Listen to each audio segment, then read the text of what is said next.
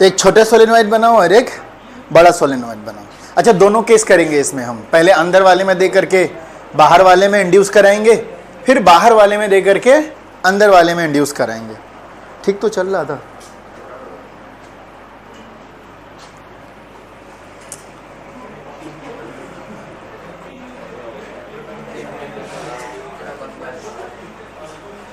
अरे घुमाओ ना, जलेबी बनाओ, क्या इसमें है?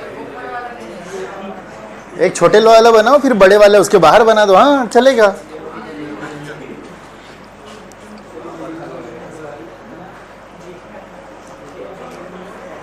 हो गया। और लेंथ L है, L लेंथ का ले लिया हमने।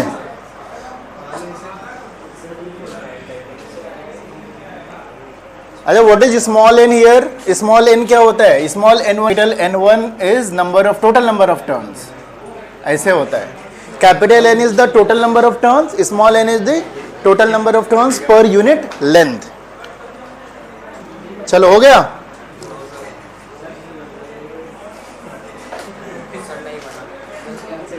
तो बनाओ, नहीं बना तो देखो क्या हुआ। देखो भाई क्या करना है, पहले एक छोटा वाला लो, एक छोटा वाला ले लो, फिर क्या करना है, एक बड़ा वाला ले लो।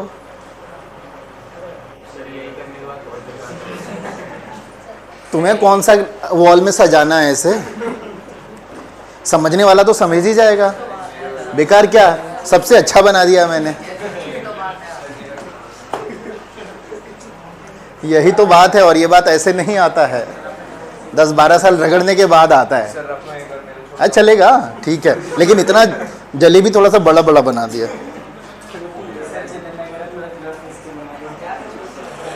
ठीक है, एक का रेडियस R1 और बाहर का रेडियस R2, बिकॉज ये सर्कुलर पैटर्न होते हैं ना। चलो हो गया, चलें आगे। ठीक है, छोटे वाले का रेडियस R1, बड़े वाले का रेडियस R2 इधर दूसरे एंड पे दिया है।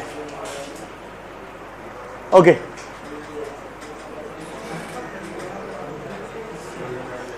एक सेंटेंस लिख लेना म्यूचुअल इंडक्टेंस के अंदर। Mutual induction is the phenomenon of inducing EMF in the secondary coil due to change in primary. ठीक है, and hence the change in magnetic flux in the secondary coil. ठीक है, जो हमने डिस्कस करा उसको सेंटेंस में एक लिख दिया।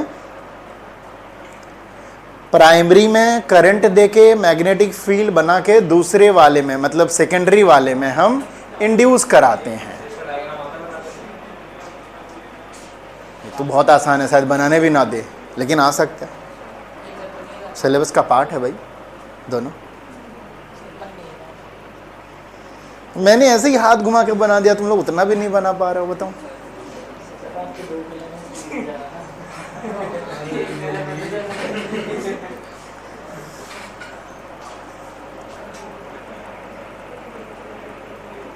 डायग्राम तो समझ में आ रहा है ना सबको?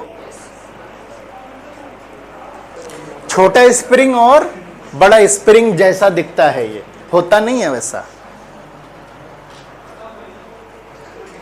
तो म्यूचुअल इंडक्टेंस का मतलब, इंडक्शन का मतलब समझ गए?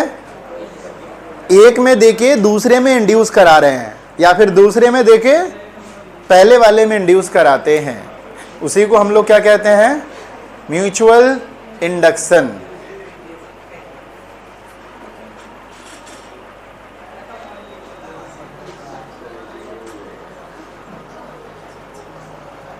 हो गया?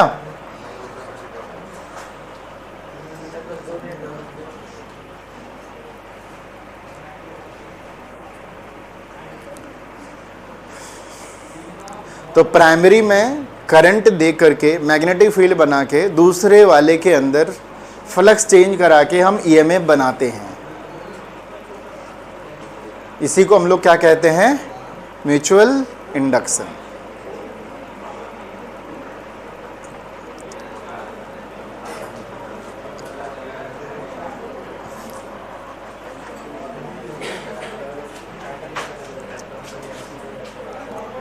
ठीक है,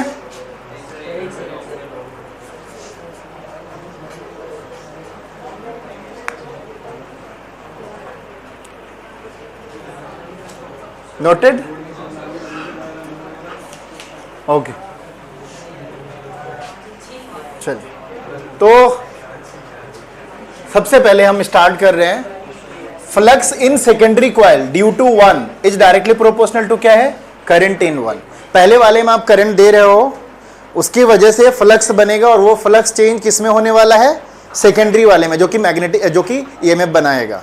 ठीक है, तो सेकेंड वाले में, मतलब सेकेंडरी वाले में जो फ्लक्स बनेगा किसकी वजह से बनेगा? 1 की वजह से। वो किस पर मतलब डायरेक्टली प्रोपोर्शनल है?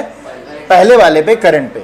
ठीक है, जितना करंट दोगे और ज्यादा मैग्नेटिक फील्ड बनेगा और ज्यादा फ्लक्स चेंज होगा। So flux is directly proportional to क्या हो जाएगा?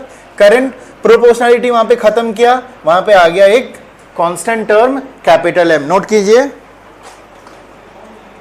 इसको आप नीचे कहीं पे लिख लेना। 5 to 1 का मतलब हो गया क्या? फ्लक्स इन 2 का मतलब सेकेंडरी। ठीक है, ड्यू टू 1 मतलब प्राइमरी। चाहे आप जिसको भी ले लें, अभी फिलहाल जो अपने नंबर 2 और नंबर 1 लिया है उसी के हिसाब से करेंगे हम। हाँ, प्रोपोर्शनल को खत्म किया, वहां पे एक कांस्टेंट टर्म आ गया क्या? Capital M. Where capital M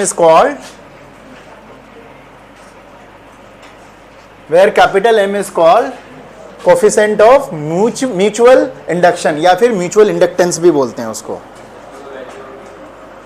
ये हर एक इंस्ट्रूमेंट का अपना अपना होता है, जो मतलब हर एक जो भी आपका सोलेनॉइड होगा उसका अपना अपना क्या होता है? Mutual inductance. तो सिंगल का नहीं होता, ये हमेशा 2 के साथ होता है। जिसके साथ म्यूचुअल बनेगा उसी का साथ होता है। सिंगल का होता है सेल्फ इंडक्टेंस, उसको हम लोग कैपिटल एल से डिनोट करते हैं, वो हम देखेंगे इसके बाद। एम म्यूचुअल के लिए होता है, मतलब हमेशा पेयर के लिए होता है ये। तो 5 to 1 इज इक्वल टू क्या हो गया? Capital M into I1। ठीक है, तो फ्लक्स इन 2 किसकी वजह से? 1 की वजह से।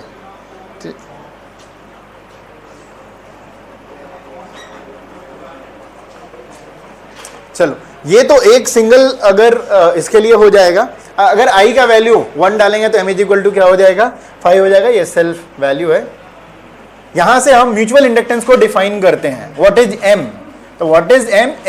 M becomes equal to the flux into when the current flowing in the 1 is 1 ampere. इसी के बेस पर M को डिफाइन कर दिया। क्या? The mutual inductance is defined as the magnetic flux linked with the secondary coil when unit current flows through the primary coil. Primary coil में अगर I का वैल्यू क्या कर देंगे?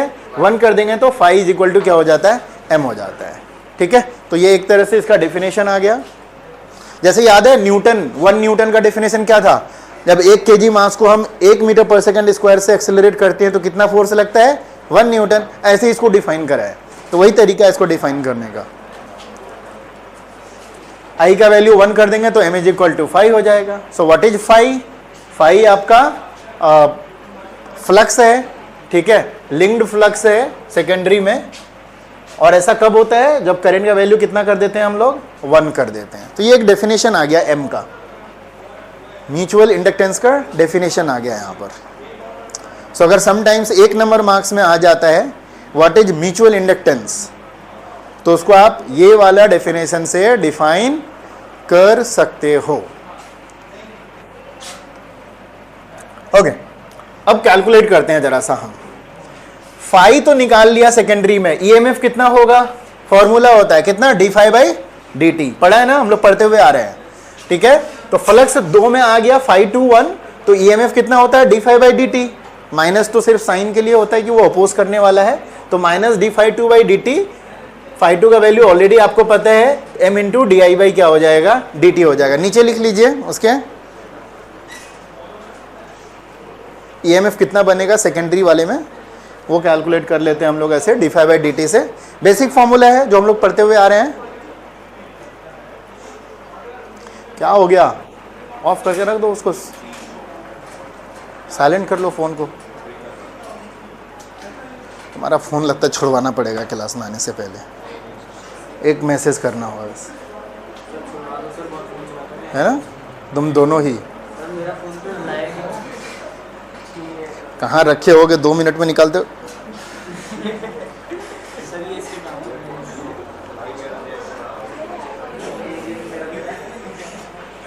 चलो ईएमएफ का भी फॉर्मूला आ गया हमारे पास। ईएमएफ कैसे निकालेंगे, फ्लक्स निकल गया सेकेंडरी कॉइल में तो ईएमएफ भी निकल जाएगा। ठीक है, अब यहां पर ईएमएफ को भी डिफाइन कर सकते हैं ई के टर्म में। कब, जब rate of change of current को हम लोग 1 रख देंगे तो एम किसके बराबर हो जाएगा, ई के बराबर या हो जाएगा, या फिर कहिए ई एम के बराबर हो जाएगा।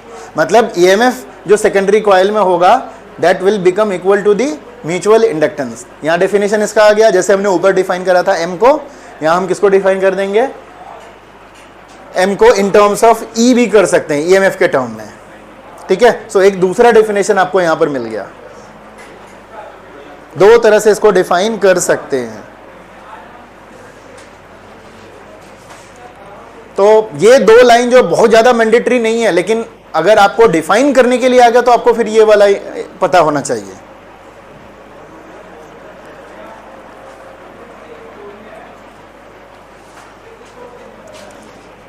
तो म्यूचुअल इंडक्टेंस इस बार किसके बराबर हो गया, ईएमएफ के बराबर। वो कब होता है, जब rate of change of current कितना होना चाहिए, 1 एम्पियर। ऊपर करंट 1 एम्पियर है, नीचे rate of change of current है, di/dt है। हो गया,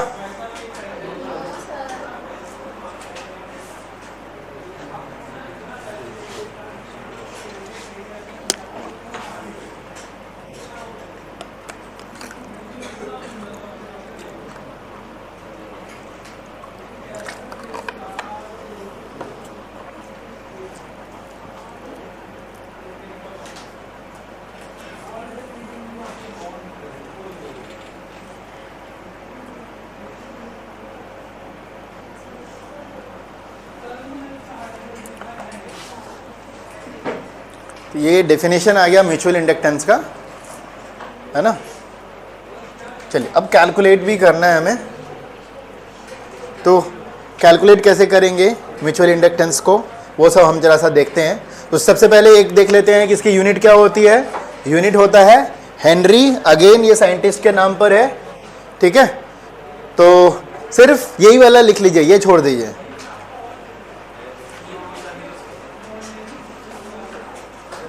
ये ऊपर की ही बेस पर दोनों लाइन है, उसी के हिसाब से कर दीजिए।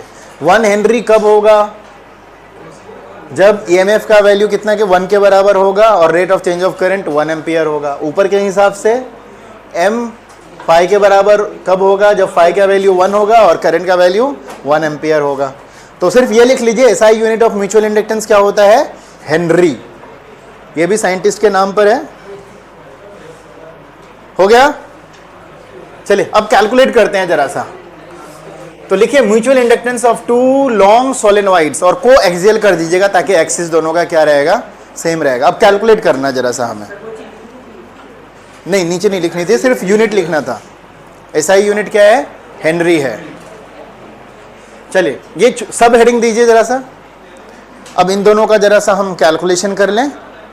2 solenoid, mutual inductance of 2 long को एक्सियल सोलेनोइड, जो पहला वाला फिगर है उसी के हिसाब से करेंगे हम। तो हम प्राइमरी किसको लिए थे, अंदर वाले को कि बाहर वाले को? आपके फिगर के अकॉर्डिंग नंबर 1 किसको दिया था, अंदर वाले को, और बाहर वाला। हालांकि यहाँ पे दोबारा लिया है, ये दोनों का साइज बराबर कर दिया है, लेकिन हम पिछले वाले डायग्राम के हिसाब से करेंगे। ये अंदर वाला प्राइमरी हो जाएगा, इसके बाहर वाला क्या हो गया, सेकेंडरी। तो अंदर वाला आप वो R1 समझ लो और बाहर वाला R2 बड़ा वाला वो समझ लेना है, ये सेकेंडरी हो गया। तो हम क्या कर सकते हैं, और क्या कर रहे हैं यहाँ पे, प्राइमरी वाले में करंट देंगे, वो क्या बनाएगा, अपना मैग्नेटिक फील्ड बनाएगा। दूसरा वाला उसी के बाहर लपेटा हुआ है, तो जो भी मैग्नेटिक फील्ड अंदर वाले में चेंज होगा, सेम मैग्नेटिक फील्ड किस में चेंज आएगा, बाहर वाले के अंदर। जब फ्लक्स निकालेंगे तो बाहर वाले के एरिया से मल्टीप्लाई कर देंगे। ठीक है, इन दोनों, फोन को रखो ना अच्छे से। कहाँ है फोन, यहाँ दो, यहाँ दो, मेरे पास रहेगा। 2 फोन लेकर के आए हो।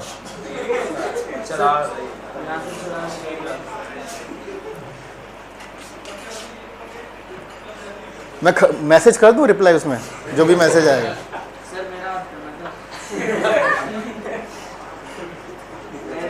अब तो तुम्हारा ही करना चाहिए सबसे पहले, मुझे लग रहा है। जिसान को दे देता हूँ 2 मिनट के लिए, रिप्लाई दे दो। आता है तुम्हें रिप्लाई देने? ये भी कम नहीं है। चलो हाँ, इधर आते हैं। तो हमारे पास 2 कॉइल है, प्राइमरी कॉइल और सेकेंडरी कॉइल। प्राइमरी जिसमें हम करंट देके मैग्नेटिक फील्ड बना रहे हैं, और दूसरा वाला जिसके अंदर पहला वाला चेंजेस लाएगा और फिर ईएमएफ बनाएगा, वो ही करने वाले हैं हम यहाँ पे। चलिए, तो दूसरे वाले में करंट बनेगा, पता कैसे चलेगा? हम क्या कर देते हैं, गैल्वेनोमीटर लगा देते हैं, वो डिफ्लेक्ट करता है और बता देता है कि करंट आ रहा है, राइट। पहले वाले में हम क्या करेंगे, पहले वाले में हम करंट देने के लिए बैटरी यूज करना पड़ेगा, हमें एक इनपुट देना पड़ेगा। तो हम यहाँ दिखा नहीं रहे हैं, अभी लेंथ L ले लिया है, ओके। ये सारा सेम वैसे ही जो डायग्राम आप ऑलरेडी बना चुके हैं उसी को, ये डायग्राम बनाने की जरूरत नहीं है। चलिए कैलकुलेशन मेन करते हैं हम। तो सबसे पहले हमने करंट किस में दिया, अंदर वाले में। आपके पास डायग्राम है, आप उसको ओपन करके रखो, दोनों पेज वो आपके सामने होना चाहिए, ठीक है। तुम्हारा खुद का डायग्राम कहाँ गया? ठीक है, डायग्राम सामने रखोगे। तो हमने करंट किस में दिया, अंदर वाले में दिया। तो अंदर वाला क्या बनाएगा, मैग्नेटिक फील्ड बनाएगा। कितना मैग्नेटिक फील्ड बनाएगा? जो प्राइमरी वाला है B1 बनाएगा म्यू नॉट NI। फॉर्मूला पढ़ा है ना हमने, लास्ट वाले चैप्टर में डेरिवेशन करके निकाला था कि अगर किसी सोलेनोइड में I करंट देते हैं तो कितना मैग्नेटिक फील्ड बनता है। वो कितना मैग्नेटिक फील्ड बनाता है, म्यू NI। तो म्यू नॉट स्मॉल n1 पहले वाले का आपका number of turns per unit length हो गया, और I1 इज द करंट। चलो लिखते चलो, स्टेप बाय स्टेप लिखते चलते हैं, करते चलते हैं। तो जब हम I1 देंगे तो कितना मैग्नेटिक फील्ड बनाएगा वो देखते हैं। तो वो मैग्नेटिक फील्ड पूरा अपने अंदर बनाएगा।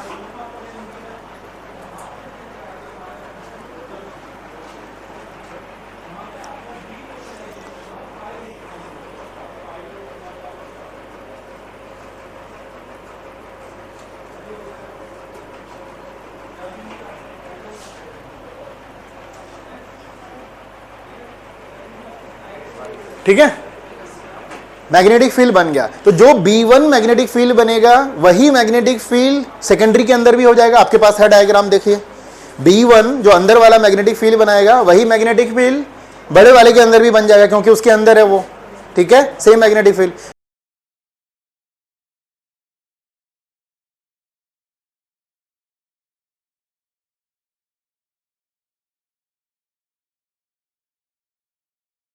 एक लरी लेने का मतलब एक क्या बोलते हैं, एक सर्कल या एक लूप, ठीक है, एक लूप। और एक लूप का एरिया कितना हो जाता है, हम आगे चल करके पाई r स्क्वायर कर देंगे, अभी फिलहाल a रखते हैं, राइट। तो B1 इंटू ए हो जाएगा। B1 कितना हो गया, mu not N1 I1 into a, okay.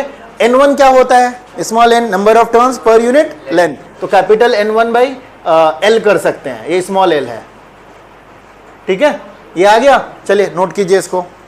अब हमने फ्लक्स निकाल लिया एक लूप के लिए, लेकिन सोलेनोइड में कितने लूप होते हैं, n नंबर ऑफ लूप होते हैं, तो n से मल्टीप्लाई कर देंगे नेट फ्लक्स निकालने के लिए।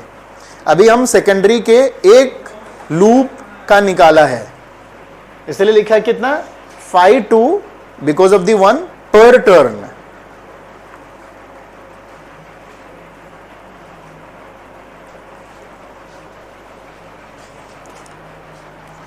थोड़ा सा ये एक थोड़ा रिलेटिव वाला है, इसलिए एक एक स्टेप अच्छे से समझिएगा,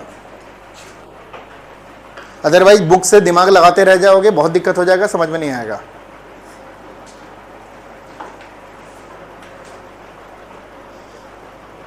तो फ्लक्स चेंज इन सेकेंड आ गया। मैग्नेटिक फील्ड बनाया किसने, पहले वाले ने। फ्लक्स किसके अंदर चेंज आ रहा है, दूसरे वाले पे। तो एरिया हम किसका यूज करेंगे, दूसरे वाले का। मैग्नेटिक फील्ड उसने बनाया, तो small l is the length of the solenoid, ठीक है। तो इसलिए number of turn per unit length आ गया ना, तो ये आ गया मैग्नेटिक फ्लक्स इन सेकेंड। वो भी कितने लूप के लिए, एक लूप के लिए। लेकिन सोलेनोइड में तो एक लूप होता नहीं है, कई सारे लूप होंगे। तो दूसरे वाले की बात कर रहे हैं तो N2 नंबर ऑफ लूप्स होगा उसके अंदर। तो N2 नंबर ऑफ लूप्स के लिए अगर करेंगे हम, ठीक है, तो हम टोटल को क्या कर देंगे, N2 से मल्टीप्लाई कर देंगे। N2 लिख लेना। दूसरे वाले में कितने लूप्स हैं, N2 टर्न होंगे, N2 लूप्स होंगे। तो टोटल फ्लक्स जब निकालेंगे हम N2 से मल्टीप्लाई कर देंगे पहले वाले को, तो दोनों में चेंज दिखेगा, खाली N2 से मल्टीप्लाई हुआ है और कुछ नहीं हुआ है, बाकी सब कुछ सेम है। म्यू नॉट N1 के साथ क्या आ गया, N2 आ गया, I1 into area divide by क्या आ गया, L, ये L है, अदरवाइज I समझ जाओगे। ठीक है, तो ये हो गया total flux change in the secondary coil, total flux change in the secondary coil.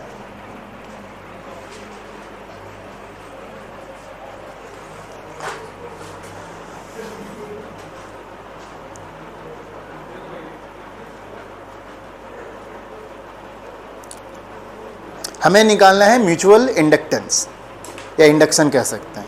क्या कहता है वो रूल म्यूचुअल इंडक्शन वाला, कि सेकेंडरी में जो भी फ्लक्स चेंज हो रहा है directly proportional to current in the primary. फिर वहां पे प्रोपोर्शनलिटी को खत्म किया, ठीक है, क्या था हमारे पास, ये जो phi2 है वो डायरेक्टली प्रोपोर्शनल टू क्या है, करंट इन 1, और phi2 और यहाँ पे प्रोपोर्शनलिटी खत्म किया तो क्या आ गया था, m इंटू I1, यही ना, हमें m निकालना है। phi2 तो हमारे पास ऑलरेडी आ गया है एक के वजह से, तो ये वाला पार्ट पता है, अब इसको हमें किसके बराबर कर देना है, m इंटू I1 के बराबर कर देना। बात समझ में आया, हमने phi2 निकाल लिया, ये सारा मेथड था phi2 निकालने का, मतलब दूसरे वाले में जो टोटल फ्लक्स चेंज आ रहा है 1 के वजह से वो निकाल लिया। बट हमें पता है शुरू में जब म्यूचुअल इंडक्शन हमने डिफाइन करा था कि flux is directly proportional to current, जो करंट मेन करंट है उसके वजह से, तो हम ऐसे ही करेंगे अब इसको।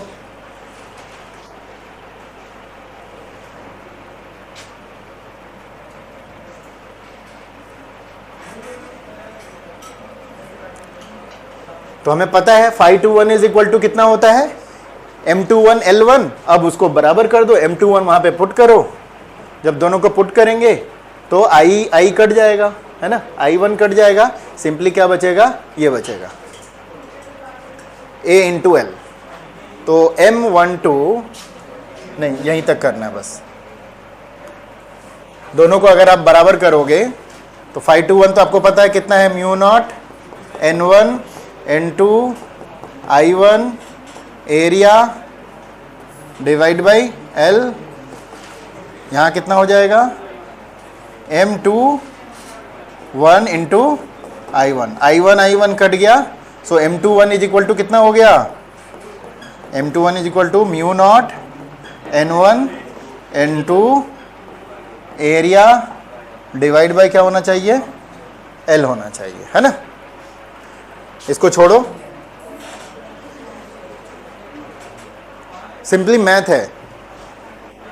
अब हम कैपिटल N को स्मॉल n में कन्वर्ट करेंगे, कितना होता है, स्मॉल n क्या होता है, कैपिटल N बाई L, तो कैपिटल N को कन्वर्ट करेंगे तो ये हो जाएगा म्यू नॉट, N1 को लिख सकते हैं स्मॉल n1 इंटू L, फिर N2 into L area divide by L, एक L कट गया, mu not N1 N2 area into length, आ गया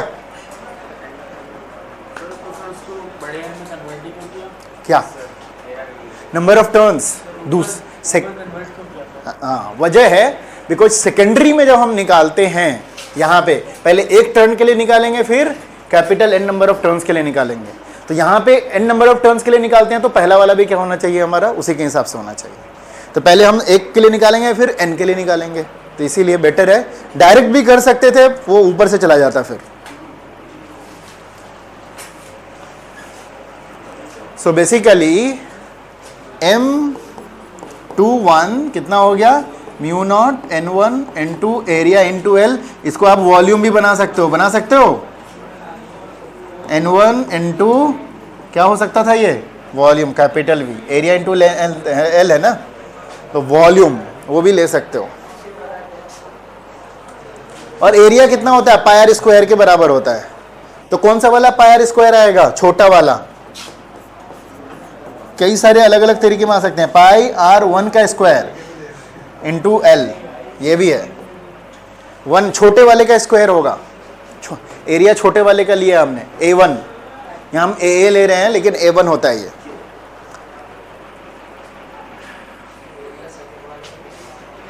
फ्लक्स चेंज। अंदर वाला कौन सा है?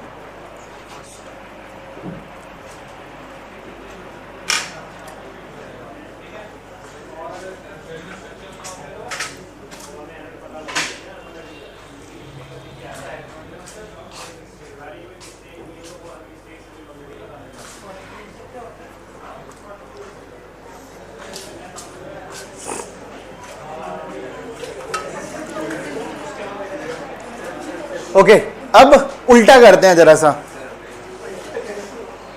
उल्टा करते हैं। नोट कर लिया ये? चलिए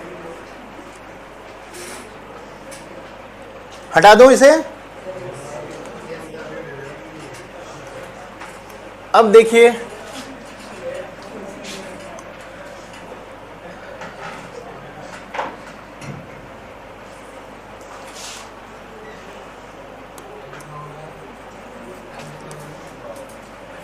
अब दूसरे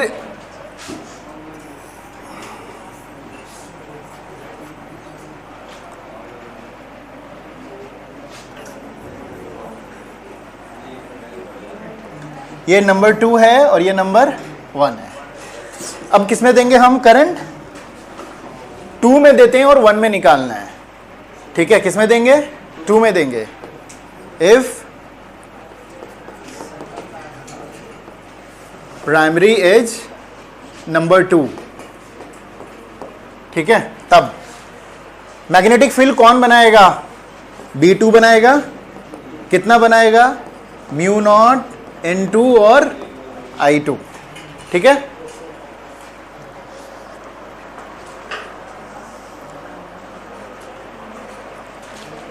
तो बड़े वाले में हमने करंट दिया, तो ये बड़ा वाला पूरा का पूरा मैग्नेटिक फील्ड बनाया, लेकिन जो फ्लक्स चेंज होगा, मैग्नेटिक फील्ड तो पूरा बना रहा है, हम किस में इंड्यूस करा रहे हैं? छोटे वाले में इंड्यूस कराएंगे, राइट? इसमें इंड्यूस कराएंगे, तो बाहर वाले मैग्नेटिक फील्ड से तो कोई मतलब नहीं है, जो इसके एरिया में इंड्यूस होगा सिर्फ वही होगा। तो इसको लिखेंगे हम लोग कितना? φ2 किसके वजह से? 1 के वजह से। तो ये B2 इंटी एरिया क्या हो जाएगा आपका? 1 वाला होगा। हाँ, फाई इन 1 ड्यू टू 2। हाँ बिल्कुल बिल्कुल ठीक है, एक में हो रहा है ना, 2 के वजह से, बिल्कुल करेक्ट। 1 में हो रहा है 2 के वजह से। ओके, तो चलो पुट कर देते हैं, म्यू नॉट N2 I2 और ये पाई R1 का स्क्वायर। φ12 तो निकाल लिया, आगे क्या करना है हमें? इक्वेशंस बनाने हैं। वो इक्वेशन क्या कहता है कि जो φ12 होगा वो डायरेक्टली प्रोपोर्शनल टू किसके होगा? I2 के, और जब यहाँ 1-2 होगा तो ये हम लिखेंगे M12, और फिर क्या हो जाएगा? अच्छा ये तो ये बराबर कर दो। φ12 कितना है? म्यू नॉट N2 I2 पाई R1 का स्क्वायर, ठीक है, इज इक्वल टू, ये एक टर्म के लिए है ना, फिर क्या करेंगे? इसको भी थोड़ा सा डायरेक्ट कर देता हूँ फटाफट यहाँ पे, बिकॉज सारी चीज़ कर ही दिया था पहले भी। ये हो जाएगा कितना? N2 है ना, N2 से भी मल्टीप्लाई कर देंगे, that will be equal to M12 into I2।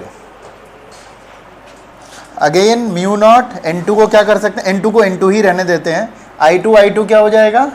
Cut जाएगा। ये पाई R1 का स्क्वायर, और इसको क्या लिख सकते हैं हम लोग? N2 into L। ये हो जाएगा कितना? M12। So mu naught N1, अरे ये N1 होगा ना, N1 N2 पाई R1 का square into L is equal to M12, which is also equal to M21। हाँ, ये तो पहले हम एक टर्न के लिए निकालते हैं ना, इसमें पहले वाले में जब निकालेंगे एक टर्न के लिए निकालेंगे, तो हम लेकिन सारे टर्न्स के लिए निकालेंगे ना यहाँ से यहाँ तक, इसीलिए हमने क्या कर देंगे? उसके टोटल नंबर ऑफ टर्न से मल्टीप्लाई कर देंगे फ्लक्स को। तो हमने सारा वो थ्योरी लिखा नहीं, जैसे पिछली बार में ऑलरेडी लिख दिया हमने सारे स्टेप में, तो इस बार हम यहाँ पे डायरेक्ट कर दिए।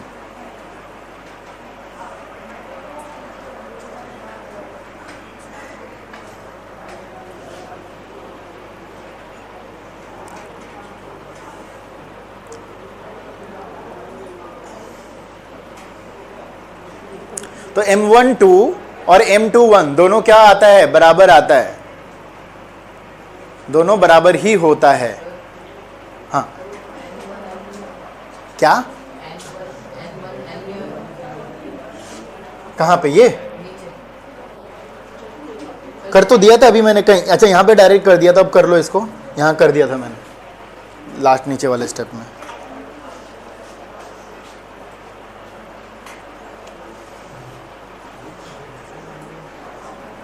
तो M12 और M21 दोनों क्या होते हैं, बराबर होते हैं।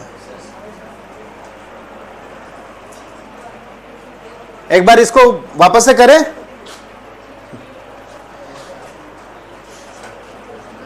करना नहीं है, बस डायरेक्ट डिस्कस कर लेते हैं। हाँ हाँ R1 लेंगे, पहले वाले में भी होगा और दूसरे वाले में भी होगा, वही डिस्कस कर लेते हैं वापस से एक बार। हम सबने नोट कर लिया, ये सब हटा दूं,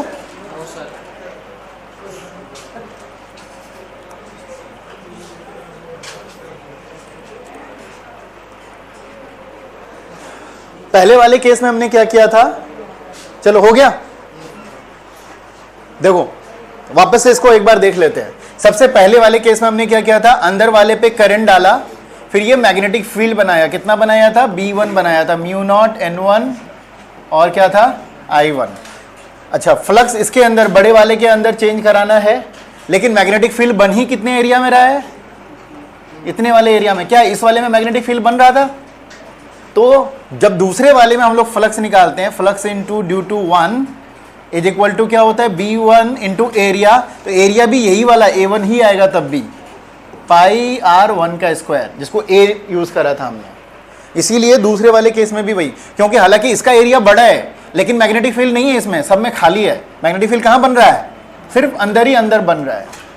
अच्छा, दूसरे वाले केस में क्या था, मैग्नेटिक फील्ड पूरा बन रहा था लेकिन एरिया ही छोटा था, तो तब भी हमें उसी एरिया में सिर्फ फ्लक्स मिलेगा, तो कॉमन एरिया वाला ही फ्लक्स आपको मिलेगा। तो 5 to 1 बना लिया, ये हो गया B1 इंटू एरिया, और फ्लक्स क्या होता है, डायरेक्टली प्रोपोर्शनल टू M होता है, सॉरी I होता है, तो 2 में 1 की वजह से होता है, तो 5 to proportionality M2 due to 1, ये I1 है, और वहां से जो कैलकुलेट किया है 5 to 1, ये इसको यहाँ पे पुट करो, कैलकुलेट कर लो। उल्टा में करने में क्या है, जब इसमें देंगे करंट तो ये मैग्नेटिक फील्ड बनाएगा, ठीक है, फिर हम इसके अंदर फ्लक्स निकालेंगे 1 के अंदर 2 की वजह से, तो मैग्नेटिक फील्ड वही रहेगा, एरिया इसी का रहेगा, ठीक है, फिर उसको इक्वेट करके निकाल लेंगे। तो इस तरह से M12 और M21 हम निकालते हैं, ठीक है, ठीक है। रिवाइज तो पूरा होगा भाई, एक बार नहीं 2 बार होगा, अभी डिस्कस करेंगे थोड़ा। ओके, सो इलेक्ट्रोमैग्नेटिक इंडक्शन, ये चैप्टर है आपका 6th है ना, 7th है, 6th है। इसमें ऐसा होता है, इससे पहले जो हम लोग पढ़ चुके होते हैं उसमें ये पढ़ते हैं कि कोई भी एक वायर होता है जिसमें अगर करंट फ्लो होता है वो अपने आसपास क्या बनाता है, मैग्नेटिक फील्ड बनाता है। कोई भी वायर जिसमें अगर हम करंट देते हैं, और हम लोग अभी डीसी करंट की बात कर रहे हैं, डीसी करंट जानते हो क्या होता है, बैटरी से जो मिलता है, ठीक है, नॉट एसी, ये ऑल्टरनेटिंग करंट है। ओके, जो बैटरी से जो करंट मिलता है किसी वायर में, वो अपने आसपास क्या बनाता है, मैग्नेटिक फील्ड बनाता है। ओके, और जो इलेक्ट्रिसिटी के बाद चैप्टर है मूविंग चार्जेस एंड मैग्नेटिज्म बोलते हैं, उसमें ये सब कुछ हम लोग ऐसे ही पढ़ते हैं कि एक वायर है, उसमें अगर हम करंट देंगे तो वो क्या बनाएगा, मैग्नेटिक फील्ड बनाएगा। ओके, फिर अगले चैप्टर में सिर्फ मैग्नेटिक फील्ड के बारे में पढ़ते हैं कि मैग्नेटिक फील्ड क्या क्या होता है, कौन कौन बना सकता है। तो एक तो ऑलरेडी पता था कि हम लोग एक वायर में करंट देंगे तो वो भी मैग्नेटिक फील्ड बनाएगा।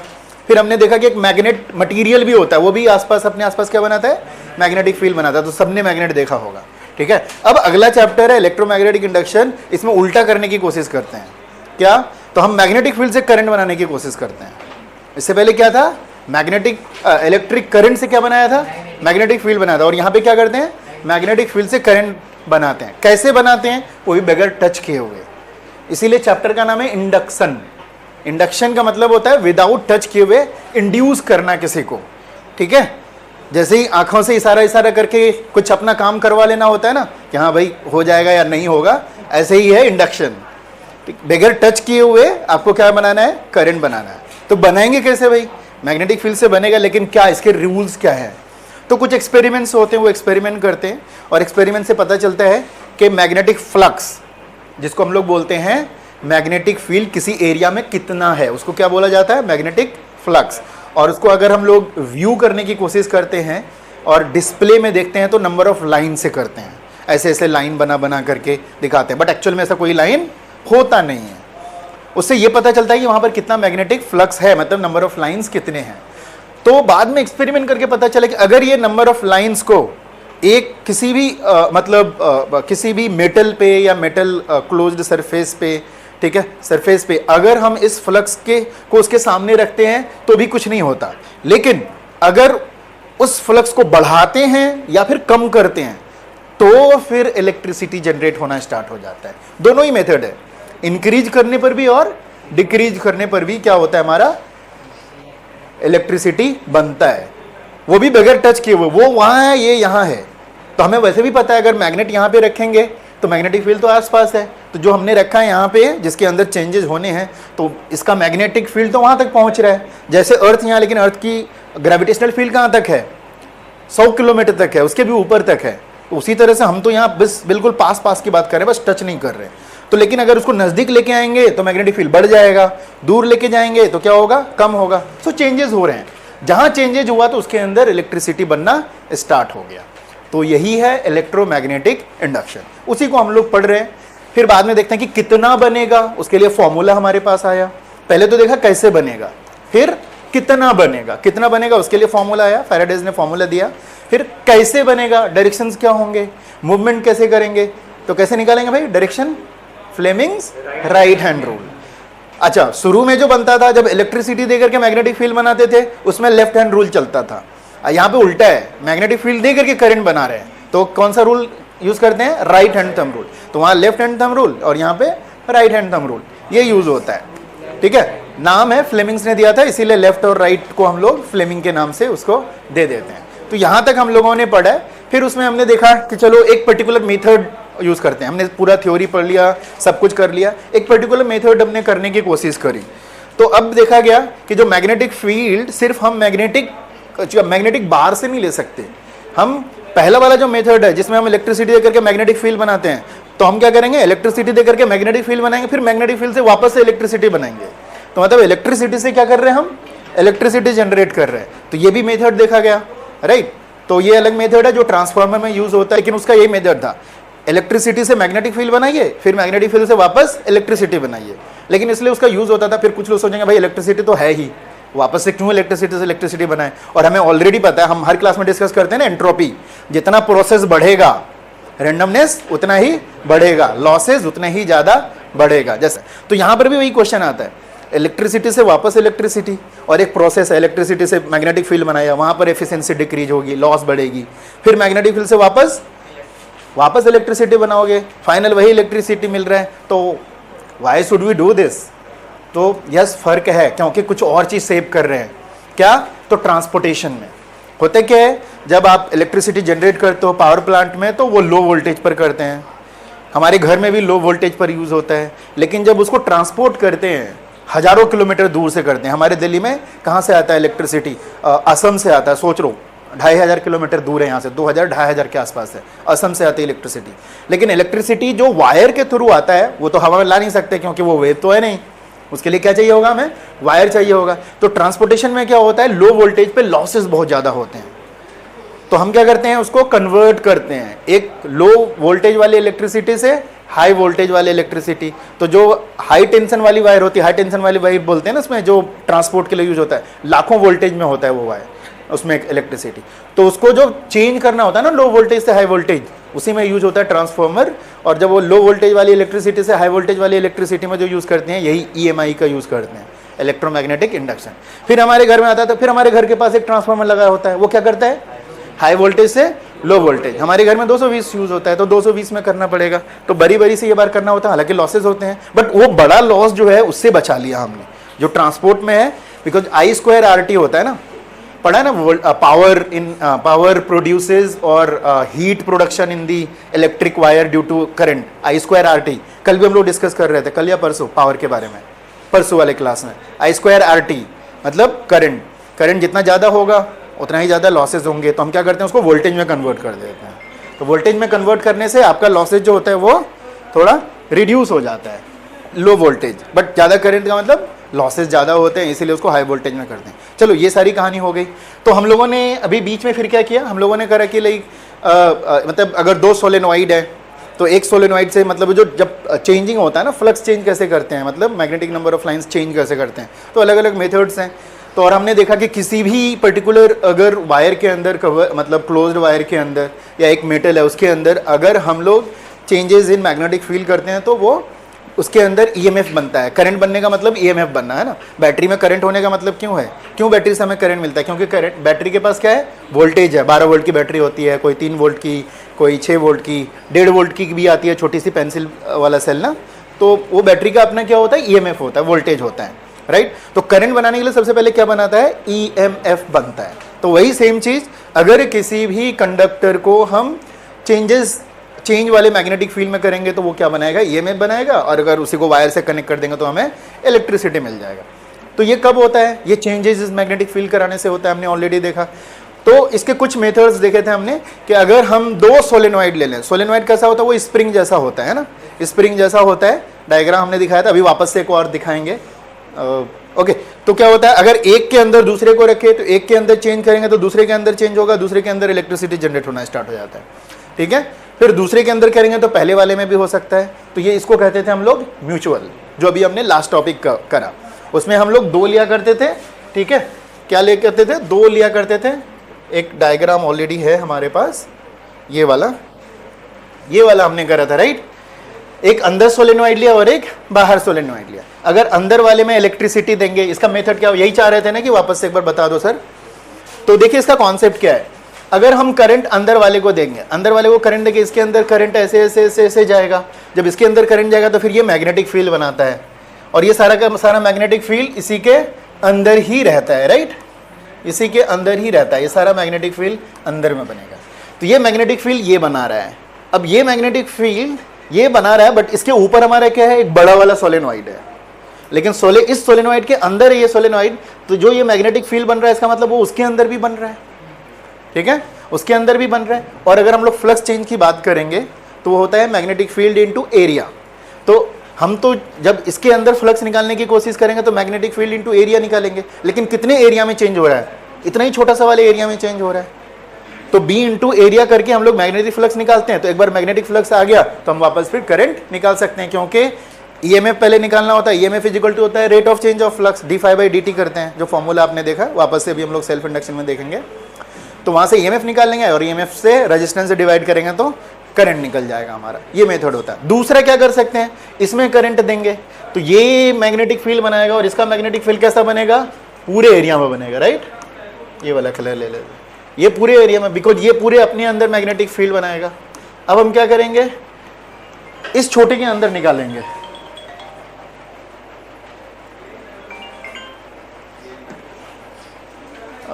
जिया तुम अकेली आई थी, पापा आए थे छोड़ के? हाँ ठीक है, वो आ गई जिया, उसी के लिए फ़ोन किया। ओके, हाँ, तो पूरे के अंदर मैग्नेटिक फील्ड बनेगा। अब हम चेंजेज किसके अंदर निकालना चाह रहे हैं, इसके अंदर। तो इसके अंदर जो मैग्नेटिक फील्ड आएगा सिर्फ हम उसी को कैलकुलेट करेंगे, और इसके एरिया के अंदर जो आएगा तो उस मैग्नेटिक फील्ड को इसके एरिया से मल्टीप्लाई करते हैं तो फ्लक्स निकल जाता है। फ्लक्स को फिर क्या करेंगे हम लोग, टाइम से डिफ्रेंशिएट करेंगे तो EMF निकल जाएगा। करंट निकालना है तो क्या होता है, I is equal to V/R, right, resistance से डिवाइड कर देते हैं। तो हमें करंट तक नहीं निकालना है, EMF निकाल करके छोड़ देते हैं। और EMF तो नहीं, हमें तो सिर्फ म्यूचुअल इंडक्शन निकालना था वो इक्वेशन में डालने के लिए, ठीक है। तो ये वाला कर लिया। अब हम क्या करने वाले हैं, जो तीसरा मतलब अगला पार्ट है, ये तो म्यूचुअल एक की वजह से दूसरे में, दूसरे की वजह से पहले में, एक दूसरे के अंदर म्यूचुअल रिलेशन है, तो इसीलिए यहाँ पर हम लोग निकालते हैं म्यूचुअल इंडक्शन। अगला जो है हमारा सेल्फ है। सेल्फ का मतलब क्या, अगर ये सिंगल एक सोलेनॉइड आपके पास है और उसके अंदर करंट दे करके मैग्नेटिक फील्ड बनाते हैं तो क्या होगा, वो करने वाले हैं। अब इसको आपको समझना है, कैसे समझेंगे, ठीक है। क्या नाम है आपका, आपका नाम नहीं, मतलब आपके टॉपिक का नाम है सेल्फ इंडक्शन। तो इसमें समझिए क्या होगा, क्या होने वाला है। पहले पूरा हमारे पास जो है एक सिंगल सोलेनॉइड है, जगह कम है इसलिए मैं यहाँ पे बना रहा हूँ। अब इसमें आपने करंट दिया, ये क्या बनाया, अपना मैग्नेटिक फील्ड बनाएगा, ठीक है। करंट जैसे देंगे तो क्या बनाएगा, ये मैग्नेटिक फील्ड बनाएगा। कैसा मैग्नेटिक फील्ड बनाता है, मैग्नेटिक फील्ड बनाता है ये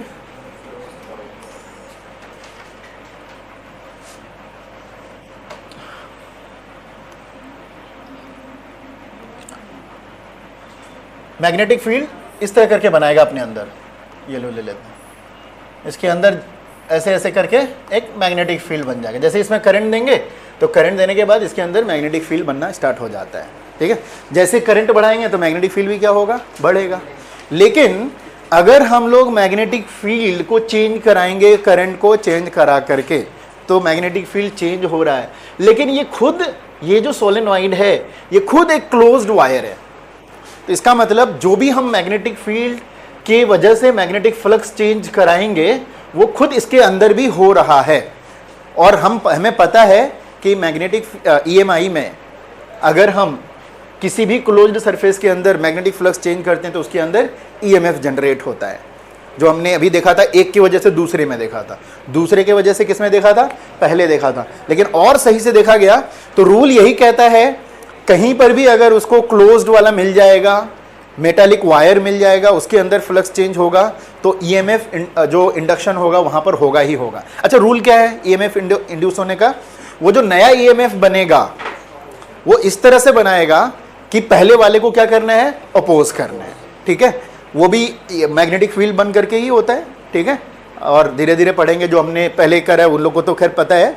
जो दूसरा वाला बनता है, बिकॉज हमें पता है कि इलेक्ट्रिसिटी दे करके मैग्नेटिक फील्ड बना रहे हैं, फिर मैग्नेटिक फील्ड से इलेक्ट्रिसिटी बना रहे हैं, तो वो जो इलेक्ट्रिसिटी से बनेगा फिर से मैग्नेटिक फील्ड बन सकता है।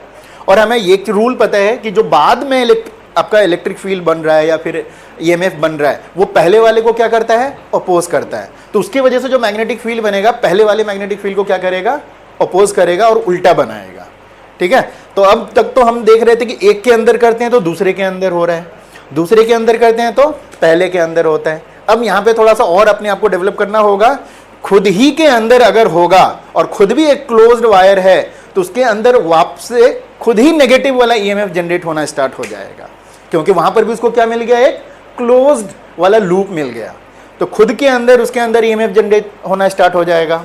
और इतना पता होगा कि इस EMF के वजह से जो करंट मिलेगा, वो करंट पुराने वाले करंट को, जो प्राइमरी करंट है उसको क्या करेगा, अपोज करेगा। और जो नया मैग्नेटिक फील्ड बनेगा पुराने वाले मैग्नेटिक फील्ड को अपोज करेगा। अगर पुराना वाला मैग्नेटिक फील्ड इधर की तरफ बन रहा है तो जो नया मैग्नेटिक फील्ड जो इंड्यूस होकर के बनेगा वो किधर बनेगा, उसके उल्टा बनेगा। एंड ऑफ कोर्स जो बाद में प्रोड्यूस होता है वो कम होता है, उतना नहीं कि बहुत ज़्यादा होता है।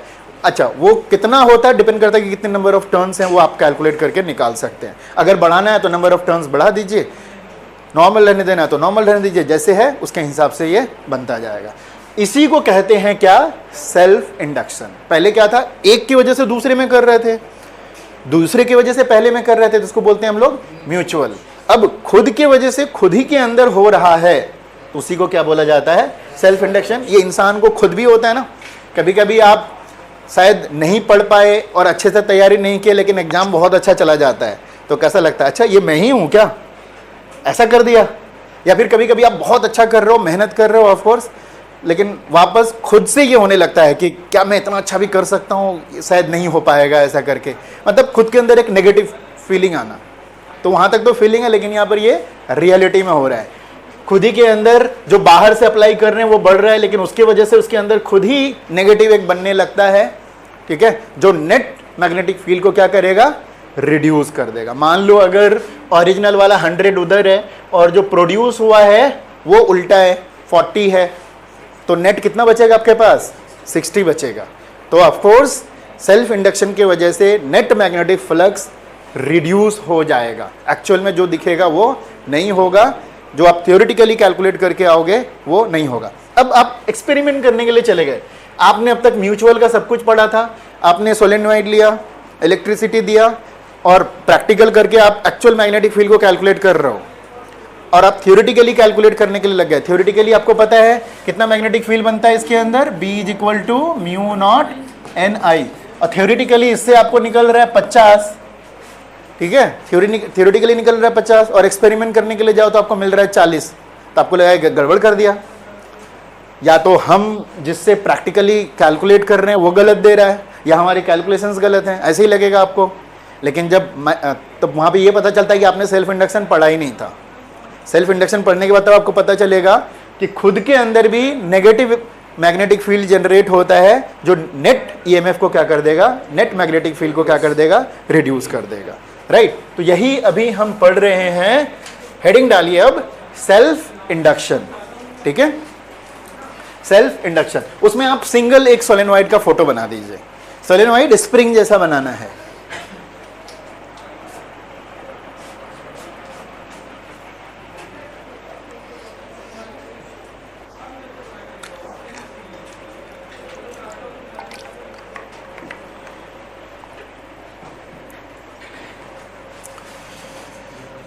चलिए, तो self induction is the phenomenon of inducing EMF in the self coil due to the change in current and hence the change in magnetic flux in the coil.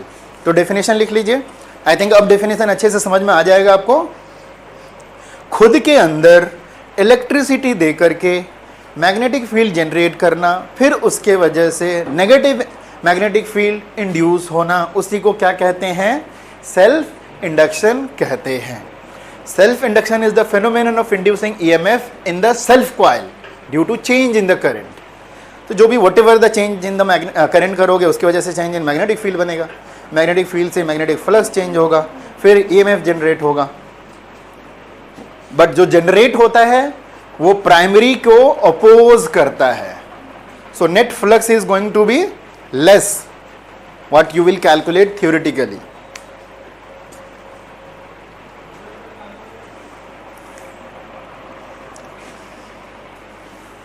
Definition लिख लिया,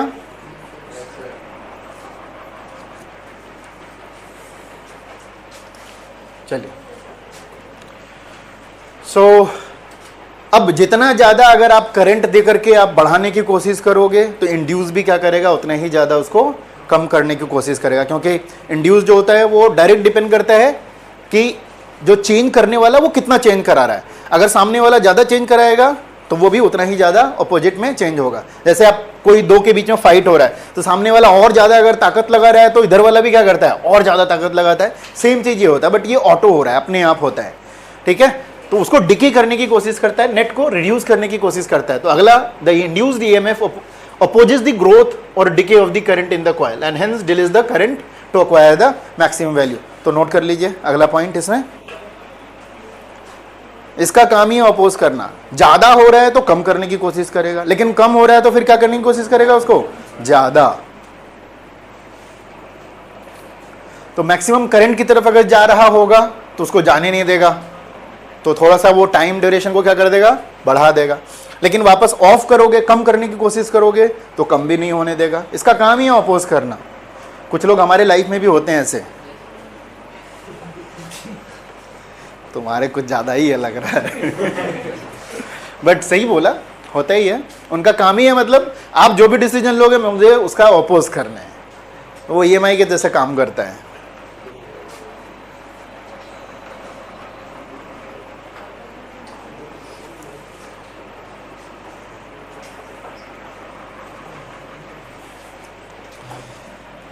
ओके, अच्छा, सेम जैसा चीज आपको inertia में मिलता है, जो आप न्यूटन्स फर्स्ट लॉ में पढ़ते थे। वो क्या करता है, जो जिस मोशन में रहेगा उसको उसी में रहेगा। कुछ भी नया चेंज करने की कोशिश करोगे उसको क्या करेगा, वो अपोज करेगा। मूव कर रहा है तो मूव ही करता रहेगा, उसको अगर रोकने जाओगे तो रुकेगा नहीं, अगर रुका हुआ है उसको चलाने जाओगे तो चलेगा नहीं, ठीक है। तो इसको भी कहा जाता है इनर्शिया ऑफ इलेक्ट्रिसिटी। वो इनर्शिया ऑफ मास हुआ करता था, इसको क्या कहेंगे हम लोग, इनर्शिया ऑफ इलेक्ट्रिसिटी। तो एक नया टर्म है, कभी इसलिए ऐड कर दिया यहाँ पे, बाई चांस कभी इस तरह का क्वेश्चन आ गया तो फिर वापस ढूंढने लगोगे सर ये तो न्यूटन्स लॉज ऑफ मोशन में था, मुझे 12th में क्यों पूछ लिया, ये तो 11th का क्वेश्चन है। बट कनेक्शन है इसके बीच में। क्या कहेंगे इसको, इनर्शिया ऑफ इलेक्ट्रिसिटी। मतलब करंट अगर सर्किट में बढ़ रहा है तो उसको वो बढ़ने नहीं देगा, और अगर कम हो रहा है तो फिर वो कम होने नहीं देगा। तो अपोज करना है, तो इनर्शिया ऐसे ही अपोज करता है। ओके चलिए अब कैलकुलेट करते हैं इसको जरा सा। तो ये लिखने की जरूरत नहीं है आपको, अगर चाहें तो लिख लें। तो हमें पता है व्हाट इज फ्लक्स। फ्लक्स किस पर डिपेंड करता है, कितना करंट आपने दिया डायरेक्ट। ज्यादा करंट का मतलब ज्यादा मैग्नेटिक फील्ड, ज्यादा मैग्नेटिक फील्ड का मतलब ज्यादा फ्लक्स। फ्लक्स कैसे कैलकुलेट करते हैं, सबको फॉर्मूला याद होगा, flux is equal to b into area. अरे बाबा हाँ, बी इंटू एरिया। तो अगर मैग्नेटिक, अच्छा बी किस पर है, बी का फॉर्मूला अभी हमने लिखा था म्यू इंटू एन इंटू आई, राइट। करंट देंगे तो मैग्नेटिक फील्ड, मैग्नेटिक फील्ड होगा तो क्या मिलेगा आपको, flux. So flux is directly proportional to current, right. वही लिखा हमने, flux is directly proportional to क्या है, करंट। अब प्रोपोर्शनलिटी को खत्म करते हैं, यहाँ पे हमारा आ जाता है एक constant term capital L, which is called self inductance. Capital L को क्या बोलते हैं हम लोग, सेल्फ इंडक्टेंस, या फिर कहते हैं कोफिशिएंट ऑफ सेल्फ इंडक्टेंस, दोनों नाम है। Where L is the constant of proportionality called क्या, सेल्फ इंडक्टेंस, और कोफिशिएंट ऑफ सेल्फ इंडक्शन।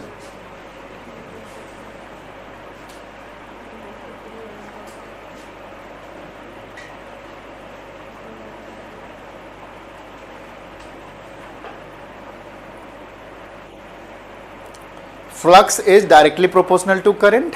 जो भी फ्लक्स इंड्यूस होगा वो जो करंट आप दे रहे हो उसके डायरेक्टली प्रोपोर्शनल होगा। सेम चीज हमने यूज करा था म्यूचुअल के लिए भी, हाँ। एंड यहां पे प्रोपोर्शनलिटी खत्म करेंगे तो एक और रिलेशन आ जाता है, दिस कैपिटल एल जो कांस्टेंट ऑफ प्रोपोर्शनलिटी है उसको कहते हैं हम लोग सेल्फ इंडक्टेंस। बिकॉज एक सिंगल का निकाल रहे हैं ना हम, इसीलिए सेल्फ है। वहां पे म्यूचुअल का निकाला था इसीलिए हम लोग एम यूज करते थे। चलिए फाई कैलकुलेट करेंगे जरा सा। ये सब तो हो गया, एल को डिफाइन करने के लिए बताया था हमने लास्ट क्लास में। अगर किसी को डिफाइन करना है सिमिलर वही, force is equal to mass into acceleration. 1 newton को अगर डिफाइन करना है तो क्या करते हैं हम लोग, 1 kg का मास लेते हैं और 1 मीटर पर सेकंड स्क्वायर से एक्सेलरेट कर देते हैं, तो कितना फोर्स आएगा, 1 न्यूटन, क्योंकि 1 इंटू 1 हो जाता है। इसी तरह से इसको डिफाइन करते हैं। अगर हमने आई मतलब करंट का वैल्यू 1 एम्पियर डाल दिया तो फाई इज इक्वल टू क्या हो जाएगा, एल हो जाएगा। यहां से अगर आप फाई और एल को डिफाइन करना चाहते हो तो फाई के बराबर डिफाइन कर सकते हो। व्हाट विल बी एल, तो एल फाई के बराबर होगा जब किसके अंदर, आपके मटेरियल के अंदर, या फिर आप सोलेनॉइड लियो, सोलेनॉइड के अंदर करंट का वैल्यू कितना रखेंगे हम, 1 एम्पियर रखेंगे। तो एक जनरल डेफिनेशन यहाँ पे है, ठीक है। Self inductance is defined as the magnetic flux linked with the coil when the unit current flows through it. तो एक डेफिनेशन यहां से आ गया आपको सेल्फ इंडक्टेंस का। जैसे 1 न्यूटन का हम लोग वहां पे डिफाइन करते थे, तो हम यहाँ पे कैपिटल एल को उसी तरह से डिफाइन करते हैं। अच्छा किसको किसको याद है 1 एम्पियर का definition, 1 coulomb of charge 1 second। ना ना ना, that is not the definition. 1 ampere का डेफिनेशन जो कि इलेक्ट्रिसिटी में नहीं पढ़ा था, 4th चैप्टर में पढ़ा था।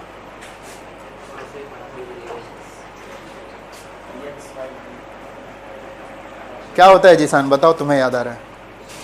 अक्षत 1 एम्पियर का डेफिनेशन कैसे निकालेंगे, कुछ तो बता दो, कौन से ऐड कर दो, चैतन्य? No idea. जैसे हमने यहाँ पर एल को डिफाइन करा है ना, एल फाई के बराबर होगा कब, जब करंट का वैल्यू कितना होता है, 1 एम्पियर। तो 1 एम्पियर का भी डेफिनेशन हमने पहले पढ़ा है। आकांक्षा पढ़ा है? वो कहाँ, ज्योति? अच्छा, किसको आता है डेफिनेशन? किसी को भी नहीं? अंशिता भाई कल ही हमारा टेस्ट था 4th चैप्टर का, पूरा 4th चैप्टर पढ़ा है, किसी को डेफिनेशन याद नहीं है 1 एम्पियर का? क्या था आकांक्षा, तैयारी नहीं करी थी कल की टेस्ट की? याद नहीं आ रहा है। मंजूर नितिन, नो आइडिया। हमने क्या लिया था, दो वायर लिया था, दो इनफाइनाइट वायर, जिसको 1 मीटर के डिस्टेंस पे रख करके उसके बीच में फोर्स निकालते हैं, 2 into 10 to the minus और जब दोनों में 1 एम्पियर का करंट डाल करके जो फोर्स आता है, ठीक है, तो उस फोर्स के बारे में डिफाइन करते हैं।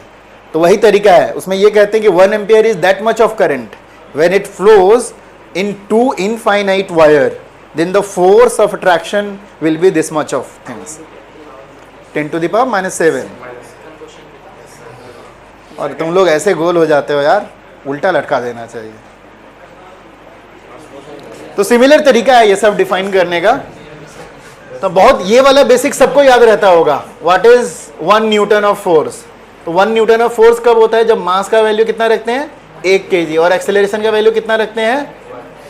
तो बोलते हैं कि जब 1 kg का मास 1 मीटर पर सेकेंड स्क्वायर से एक्सेलरेट करता होगा तो जो उसके ऊपर फोर्स लग रहा है वो कितना लग रहा है, 1 न्यूटन लग रहा है। तो ये सब कुछ अलग अलग तरीका है इसको डिफाइन करने का। वैसे ही एल को हमने डिफाइन करा है यहाँ पे। ओके, चलिए कैलकुलेट करते हैं जरा सा। ईएमएफ तो नॉर्मल निकाल सकते हैं हम लोग, निकालिए।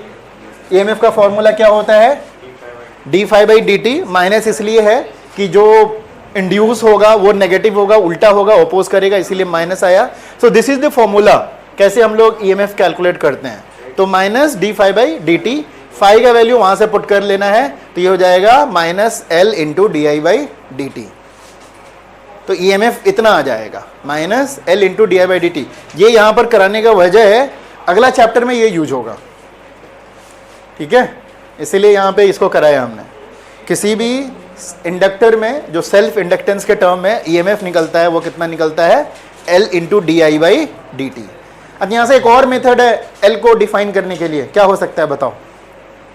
एक तो यहां पे हमने यूज किया L को डिफाइन करने के लिए, यहां पर भी एक मेथड है L को डिफाइन करने के लिए। कैसे करेंगे, जब ईएमएफ का वैल्यू कितना 1 रखेंगे और di/dt का वैल्यू कितना रखेंगे 1, या फिर एक और तरीका, di/dt का 1 रखेंगे तो L becomes equal to E।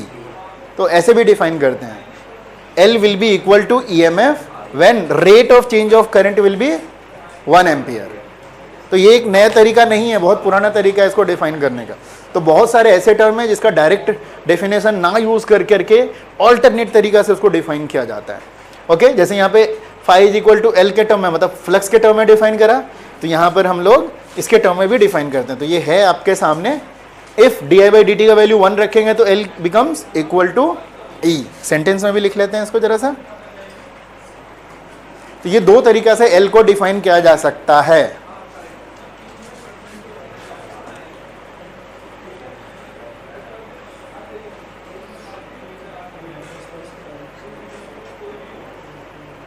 जिया, तुमने कितना पढ़ा है अभी? फिजिक्स अभी स्टार्ट किया, पहला चैप्टर पर कर रही हो अभी? अच्छा, माइनस हटा दो, माइनस सिंपली अपोजिंग का दिखाता है ना, नेगेटिव का। हाँ, डायरेक्शन। और तुमने कुछ पढ़ा फिजिक्स में? 1 और 2 कर लिया, गुड। अभी फर्स्ट चैप्टर हम लोग वापस से करा रहे हैं। हाँ, वो संडे को लगेगा क्लास उसका, एंड बीच में भी ऐड होगा, ठीक आता है तो।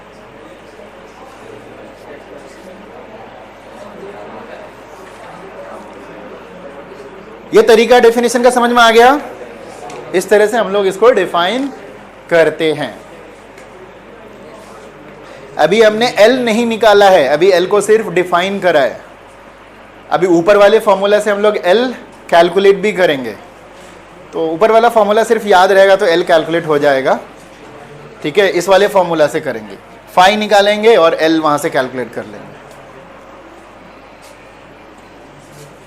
चलो, हो गया। अब निकालें हम लोग L। तो L के डेफिनेशंस हो गए, but what will be the formula which we will use to calculate L, ठीक है। यहां से निकालेंगे हम, फाई अलग से कैलकुलेट करके पुट करेंगे, will be equal to Li, फिर L का वैल्यू वहां से निकाल लेंगे। तो करें हम, यहां तक नोट कर लिया सबने, कोई दिक्कत? चलिए कैलकुलेट करते हैं। अच्छा, इसका यूनिट तो पहले ही लिखवा चुका हूं, वैसे म्यूचुअल का भी लिखवा चुका हूं, यहां पर भी लिखवा चुका हूं। इसका क्या होता है 1 हेनरी, इसको छोड़ दो, ये मत लिखना, ये इसी चीज का है। आगे चलते हैं, हम कैलकुलेशन करते हैं, यहां से निकालते हैं, इसको रहने दो सारा का सारा। Self inductance of the solenoid, अब हम, ये है सोलेनॉइड, इस तरह का रहता है, जो वहाँ पे डायग्राम बनाया ना, इस तरह करके रहता है पूरा, स्प्रिंग जैसा रहेगा आपको। तो कैलकुलेट कैसे करेंगे भाई, देखते हैं जरा सा। इसका टोटल लेयर लेंथ हमने L, क्रॉस सेक्शनल एरिया क्या होगा A, सबको पता है what is cross sectional area. ऐसे जो स्प्रिंग ऐसे ऐसे घुमा रहे हो आपको, ये कैसा मिलेगा आपको, सर्कुलर मिलेगा। ये बेसिकली क्या है, लूप से है, कई सारे लूप को आप क्या करते हो, लूप टू लूप कनेक्ट करते जा रहे हो। तो क्रॉस सेक्शनल एरिया कितना हो जाएगा, A हो जाएगा, A will be pi R square, right. इसका जो भी रेडियस होगा आपका, ये जो स्प्रिंग का होगा, जो भी रेडियस होगा उससे आप इसका क्रॉस सेक्शनल एरिया निकाल सकते हो, that will be pi R square, right. पहले हम एक टर्न के लिए निकालेंगे, मतलब एक लूप के लिए, फिर उसके बाद ये हमारे पास जितने लूप रहेंगे, जितनी बार ये घूमते हुए जाएगा, उतने नंबर ऑफ टर्न्स के लिए कैलकुलेट करेंगे। तो हमने टोटल लेंथ ले लिया इसका L, this is L not I। इसमें करंट I जाएगा, ऐसे ऐसे घूमते फिर वापस ऐसे निकल जाएगा, फिर इसके अंदर अपने आप ये जो है पूरा, इसके अंदर क्या बन जाएगा, मैग्नेटिक फील्ड बन जाएगा। ओके, तो कितना मैग्नेटिक फील्ड बनता है जब हम करंट I डालते हैं, 2-3 बार मैं अभी ऑलरेडी लिख चुका हूं। मैग्नेटिक फील्ड का formula mu naught small n into I. What is small n, याद है, total number of turns per unit length, okay. और अगर total number of turns capital N है, ये निकालना हो तो स्मॉल n को L से मल्टीप्लाई करना पड़ता है, राइट। तो मैग्नेटिक फील्ड जो इसके अंदर बनेगा वो बनेगा म्यू नॉट n इंटू आई, ओके। और फ्लक्स निकालना है हमें एक टर्न के लिए, तो what is the formula of the flux, वो भी हमने पहले लिखा है, magnetic field into area, right. तो मैग्नेटिक फील्ड का वैल्यू रख दिया म्यू नॉट n आई, एरिया, ओके। मैं एक काम करता हूं, पूरा एरिया लिखता हूं यहां पे, म्यू नॉट स्मॉल n को लिख दें capital N by L into I, और एरिया कितना हो जाएगा, पाई आर स्क्वायर। नोट कीजिए यहां तक।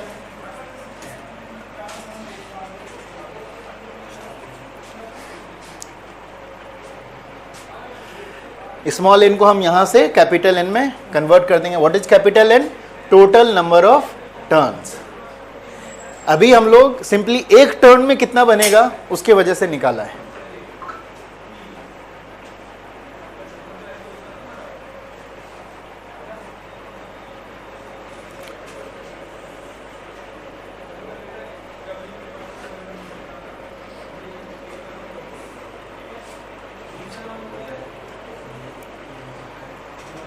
एक टर्न के लिए जो फ्लक्स बनेगा ना, इंड्यूस होगा, इतना होगा। हालांकि बना रहा है पूरा, इंड्यूस एक टर्न में कितना होगा, इंड्यूस कितना होगा एक टर्न में, इतना। और n टर्न के लिए क्या करना पड़ेगा, n से मल्टीप्लाई कर देना पड़ेगा, ठीक है। तो n टर्न के लिए एक और n से मल्टीप्लाई कर देना होगा, तो कितना हो जाएगा, mu naught capital N by L I pi R square को किससे मल्टीप्लाई करना है, एक कैपिटल N से और मल्टीप्लाई कर देना है। किसी को ये समझ में आया 2n कैसे हो गया, आई पाई आर का स्क्वायर डिवाइड बाई कितना, L, इतना हो जाएगा, ठीक है। तो ये पहला वाला जो कैपिटल N है वो है प्रोड्यूस करने वाले के लिए, जो बना रहा है, ठीक है। तो उसमें तो टोटल का टोटल बना रहा है।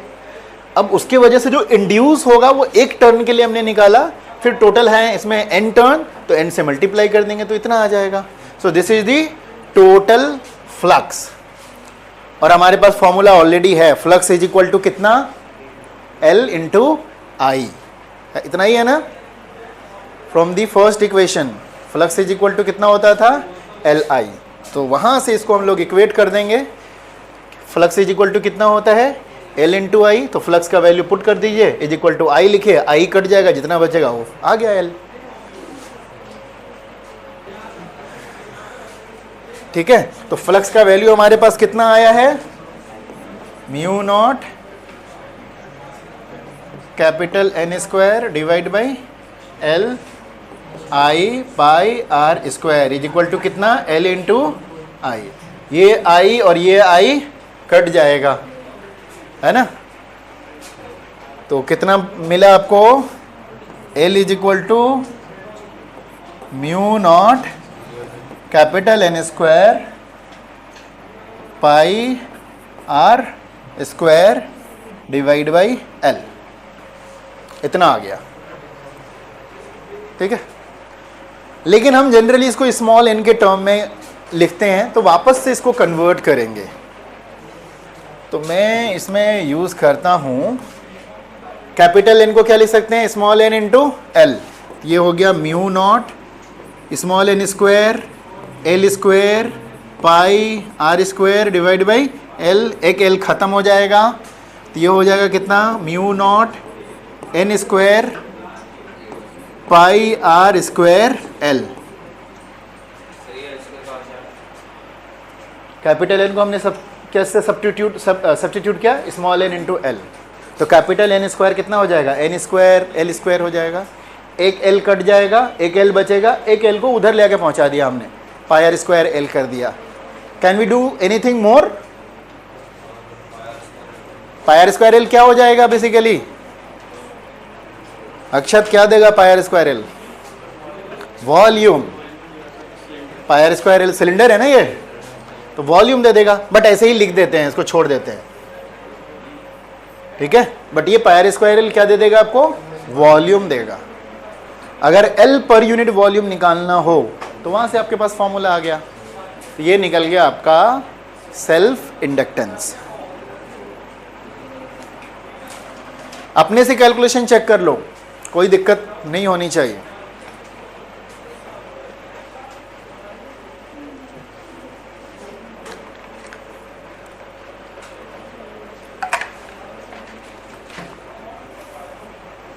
डन। तो ये आ गया आपका सेल्फ इंडक्टेंस। समझ आ रहा है जी? हाँ, कितना कच्चा पक्का सब आ रहा है? चलो गुड। कुछ ना आए तो ट्राई करो अभी समझने का। ऑल्दो हम लोग इस चैप्टर में भी लास्ट टॉपिक पे हैं, almost we are just about to finish this one, but don't worry, try करो आप, बट कोई दिक्कत नहीं, धीरे धीरे आ जाएगा। हो गया, आ गया कैपिटल एल का वैल्यू आ गया आपका।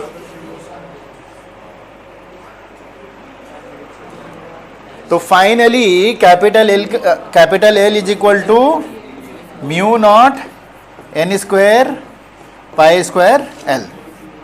ठीक है, पाई आर स्क्वायर एल। हालांकि इसको हम लोग पाई आर स्क्वायर एल को क्या ले सकते हैं, वॉल्यूम ऑफ द सोलेनॉइड ले सकते हैं, क्योंकि ये एक सिलेंडर है। तो mu naught N square into volume, but अभी नहीं लिखते, इसको छोड़ देते हैं ऐसे ही। ठीक है, डन। आगे चलें अब हम, हटा दो, सबने नोट कर लिया? हो गया। ऐसे करो, ऋतिक वाला डांस हो रहा था। चलिए, कुछ एक्स का एनर्जी वाला एक पार्ट करना है हमें, एनर्जी इंडिकेटर। अगला हेडिंग डालिएगा जरा सा, energy indicator of the solenoid. Energy indicator of the solenoid, छोटा सा मैं कह रहा है, थोड़ा सा एनालिसिस है ये, ज़्यादा कुछ नहीं है। एनर्जी इन इंडक्टर, ठीक है, थोड़ा सा एनालिसिस है एनर्जी के टर्म में। आप लोगों को पता है ना, हम एनर्जी के बारे में डिस्कस करते हैं। जनरली एनर्जी दो फॉर्म में होते हैं, एक होता है मैकेनिकल एनर्जी और दूसरा क्या होता है आपका, पोटेंशियल एनर्जी, है ना। काइनेटिक को हम लोग मैकेनिकल बोल रहे हैं यहाँ पे, और एक दूसरा पोटेंशियल एनर्जी जो इलेक्ट्रिकल एनर्जी भी पोटेंशियल एनर्जी के टर्म में रहता है। पहला दूसरा चैप्टर में हमने पढ़ा है, दूसरे वाले में potential energy of the electricity या फिर कहिए चार्ज, इस तरह करके। ये जो पोटेंशियल होता है जिसको हम लोग वोल्टेज में कैलकुलेट करते हैं, उसको भी अगर आप चार्ज से मल्टीप्लाई करोगे तो क्या दे देगा, पोटेंशियल एनर्जी दे देगा। और पोटेंशियल एनर्जी को चार्ज से डिवाइड करते हैं तो हमें पोटेंशियल मिल जाता है। वो सारा कैलकुलेशन कहीं ना कहीं यहाँ पे आएगा। So what is this potential energy? तो जितना भी आप मैकेनिकल वर्क डन करोगे उस सिस्टम के ऊपर, तो एज ए पोटेंशियल एनर्जी वो स्टोर हो जाता है। वापस उसको यूज करते हो तो फिर क्या हो जाता है, आपका पोटेंशियल एनर्जी किस में कन्वर्ट हो जाता है, मैकेनिकल एनर्जी में। ये ई रिक्शा देखते हो ना आप लोग, ई रिक्शा में क्या है, बैटरी लगा हुआ है। तो बैटरी के ही एनर्जी को तो आप कौन सा एनर्जी में कन्वर्ट कर रहे हो, मैकेनिकल एनर्जी में। ई रिक्शा का क्या होता है, जो टायर्स होते हैं, व्हील होते हैं, मूव करते हैं, किसकी वजह से, बैटरी की वजह से। बैटरी के अंदर कौन सी एनर्जी है तो electrical energy, but in terms of potential energy वो स्टोर है। अब हम लोग उसमें मोटर वगैरह लगाने के बाद पोटेंशियल एनर्जी को किस में कन्वर्ट करते हैं, मैकेनिकल एनर्जी में कन्वर्ट करते हैं, राइट। तो अभी हम क्या करते हैं, जो जनरल एनालिसिस में ये 100% मान करके चलते हैं, जो भी कन्वर्जन होगा वो 100%, बट एक्चुअल में ऐसा कभी नहीं होता। जितना प्रोसेस होगा वो क्या होता है, लॉसेस होते हैं और कम होते चला जाता है एंट्रोपी की वजह से, ओके। बट जो फर्स्ट लॉ ऑफ थर्मोडायनेमिक्स क्या कहता है कि दोनों बराबर है, लॉसेज को जीरो मानिए, जिसमें भी कन्वर्ट करिए कन्वर्ट करते रहिए 100%, 100%, 100%। तो अभी फिलहाल हम भी वही लेकर के चल रहे हैं। तो अगर हम छोटा सा वर्क डन करेंगे किसी भी सिस्टम के अंदर जिसका ईएमएफ ऑलरेडी है, तो वर्क डन का फॉर्मूला आपने इलेक्ट्रिसिटी में भी पढ़ा है। वर्क डन कहिए या पोटेंशियल एनर्जी कहिए या हीट कहिए, है ना, I²RT भी था ना, अभी थोड़ी देर पहले भी हमने डिस्कस करा था, लास्ट वाले क्लास में भी डिस्कस करा था। इसको हम लोग और भी किस में कन्वर्ट कर सकते हैं, ये वाला फॉर्मूला लगा करके चेंज कर सकते हो। I = V/R भी कर सकते हैं, तो हो जाएगा V²/R² into R into T, R cut जाएगा, क्या हो जाएगा V²/R इंटू T। फिर करंट में कन्वर्ट करना चाहते हो, एक सिर्फ I को लो, I इंटू R, एक I को रहने दोगे, एक I को रहने दोगे, एक IR क्या हो जाएगा V, इसको हम लोग VIT भी बोलते हैं, ठीक है। तो वर्क डन कितना के बराबर भी होता है, VIT के बराबर। V इज योर पोटेंशियल, या फिर कहते हैं हम लोग EMF। EMF आपका क्या होता है, पोटेंशियल ही होता है। So potential into current into time भी आपका क्या होता है, पोटेंशियल एनर्जी के बराबर है। अच्छा, छोटा यही उसी को क्या बोलते हैं, पोटेंशियल एनर्जी को हम लोग वर्क डन भी बोलते हैं। तो ये फॉर्मूला लग गया। अगर वही फॉर्मूला भी यूज कर रहे हैं हम लोग वर्क डन का, लेकिन छोटा वर्क डन ले रहे हैं, तो टाइम भी क्या हो जाएगा आपका, छोटा हो जाएगा। EMF आपका जो है V है, E जो EMF है वो क्या है, पोटेंशियल है, I इंटू dt। तो छोटा वर्क डन कितना हो जाएगा, EI dt। और हालांकि हम लोग इंड्यूस्ड करंट की बात करते हैं, तो डायरेक्शंस क्या होंगे, अभी यहाँ पर माइनस में होगा, तो माइनस EI इंटू dt। अगर आप मैग्नीट्यूड के बारे में बात करते हो तो सिंपली EI dt लिख सकते हो, कोई दिक्कत नहीं है। सो this is the small work done, ठीक है। जब धीरे धीरे इसके अंदर करंट सेटअप हो रहा है तो इतना नेगेटिव वर्क डन उसके अंदर क्रिएट होता है, तो ये लिखना है आपको। और अब यहाँ पे हम लोग चेंज कर देंगे, E को क्या लिख देंगे, E इंटू I, कितना हो जाएगा आपका, L के टर्म में चेंज करना है आपको।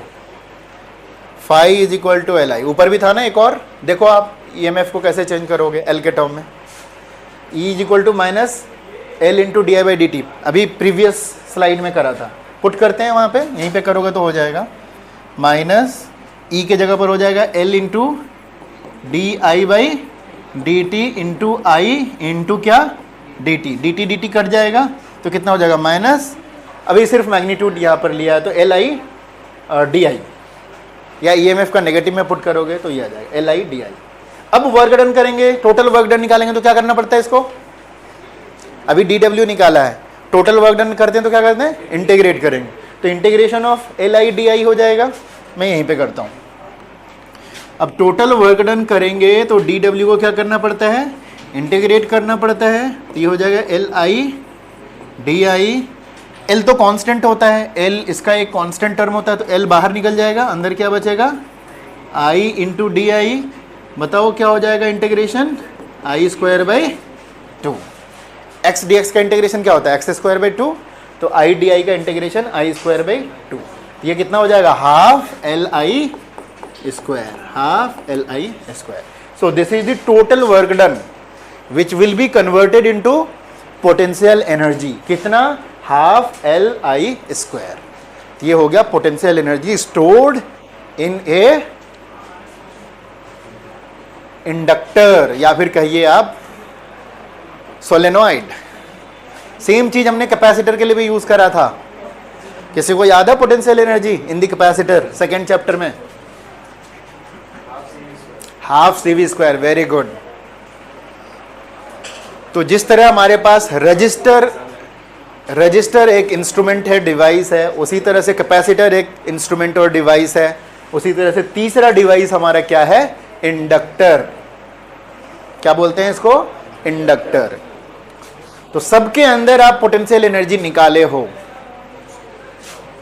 रजिस्टर के अंदर पोटेंशियल एनर्जी होता है आई स्क्वायर आर टी। कैपेसिटर के अंदर सबको पता है ना कैपेसिटर कैसा होता है, ऐसा होता है। रजिस्टर ऐसा होता है। कैपेसिटर के अंदर भी निकाला था हाफ सी वी स्क्वायर। अब आपके पास एक और डिवाइस हो गया है इंडक्टर, एल से डिनोट करते हैं। ये कितना होता है, हाफ एल आई स्क्वायर। सारे के पोटेंशियल एनर्जी एक टेबल बना के लिख लेना, कहीं पे जहां पे लिखा ना वहीं नीचे कहीं पे एक नोट्स बना के लिख लो। ये 3 डिवाइस आपके सिलेबस में है, जो अगले चैप्टर में इन तीनों को मिला के पढ़ना है आपको, ठीक है। रजिस्टर को तो बहुत पहले से पढ़ते हुए आ रहे हो, बचपन से। कैपेसिटर अभी मिला है आपको सेकेंड चैप्टर में, और तीसरा वाला जो डिवाइस है इंडक्टर, वो इस चैप्टर में मिला है। ये 3 डिवाइस आपके इलेक्ट्रिकल सर्किट में होता है, रजिस्टर, कैपेसिटर और इंडक्टर। स्प्रिंग जैसा बना लेना इसको, एल से डिनोट करते हैं। क्या बोलते हैं इसको, इंडक्टर। ये हो गया कैपेसिटर, और ये क्या हो गया, बोल लो कमीनो, मुझसे आवाज नहीं निकल रहा है किसी के, ना हो रहा है क्या है, इतना टेंशन में हो।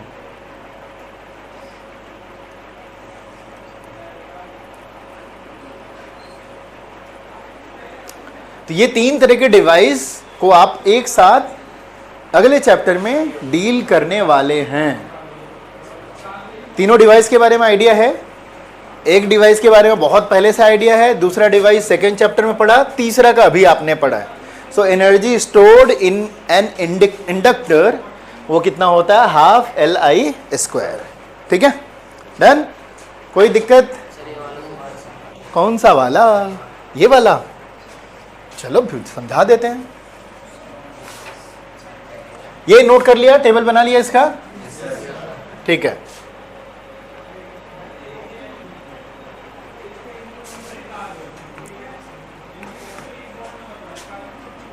एनर्जी वाला या फिर ये वाला, अच्छा एनर्जी वाला। देखो इलेक्ट्रिकल सर्किट है, वर्क डन का भी देख लिया ना, वर्क डन पोटेंशियल एनर्जी कितना के बराबर होता है, V इंटू आई इंटू टाइम, VIT, राइट। आई स्क्वायर RT भी था, वो सब था।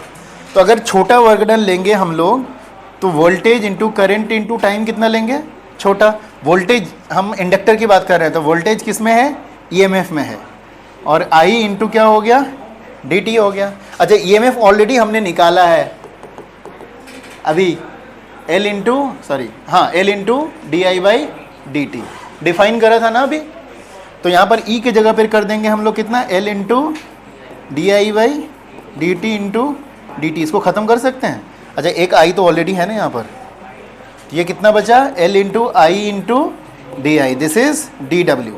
अब वर्क डन निकालेंगे, तो वर्क डन निकालने के लिए क्या करना पड़ेगा, इसको इंटीग्रेट करना पड़ेगा। यहाँ वर्क डन के लिए क्या करना पड़ेगा, DW को इंटीग्रेट करना पड़ेगा। तो DW को रखेंगे हम लोग L इंटू आई इंटू DI। L तो कांस्टेंट है, इंटीग्रेशन आता है, इंटीग्रेशन आता है आप लोग को थोड़ा बहुत, 12th में हो आप लोग, बायो वाले को भी आता है, आना चाहिए 12th में आने के बाद। 2 चीज़, डिफरेंशिएशन और इंटीग्रेशन। तो जो कांस्टेंट होता है वो इंटीग्रेशन का पार्ट नहीं होता है, वो बाहर निकल जाता है। अंदर क्या बचेगा, I इंटू DI, ये कितना हो जाएगा, I²/2। लिमिट 0 से लेके I तक लगाते हैं, तो हमने लगाया नहीं, ऑब्वियसली है यहाँ पे कि 0 से करंट I तक सेटअप होगा, उसके अंदर जो भी करंट आप लगा, स्विच ऑन करोगे 0 से स्टार्ट होगा, मैक्सिमम करंट तक जाएगा उसके अंदर। एक बार 5 एम्पियर हो गया तो 5 एम्पियर हो गया फाइनल। और एक बार सोचो 5 एम्पियर फिक्स हो गया, तो क्या उसके अंदर इंड्यूस्ड होगा, 5 एम्पियर मैक्सिमम करंट सेटअप हो गया, क्या उसके बाद इंड्यूस्ड करंट बनेगा, नहीं बनेगा। क्योंकि एक बार करंट फिक्स हो गया तो मैग्नेटिक फील्ड भी फिक्स हो गया, मैग्नेटिक फील्ड फिक्स हो गया, एरिया फिक्स है तो मैग्नेटिक फ्लक्स भी फिक्स हो गया। इंड्यूस जो होता है वो चेंज होने पर होता है। जब आप स्टार्ट करोगे 0 से 5 एम्पियर तक जा रहा होगा, उस वक्त करंट बढ़ रहा होगा, करंट बढ़ रहा होगा तो मैग्नेटिक फील्ड बढ़ रहा होगा, फ्लक्स बढ़ रहा होगा, वहां पे अपोज करेगा और उसको कम करने की कोशिश करेगा। तो टाइम ऑफ ड्यूरेशन अब क्या हो जाएगा, 5 एम्पियर जाने में ज़्यादा लग जाएगा, क्योंकि जो बढ़ रहा था उसको कम करने की कोशिश कर रहा है कोई। अच्छा, सेम चीज़ कब होगा? जब आप ऑफ करोगे।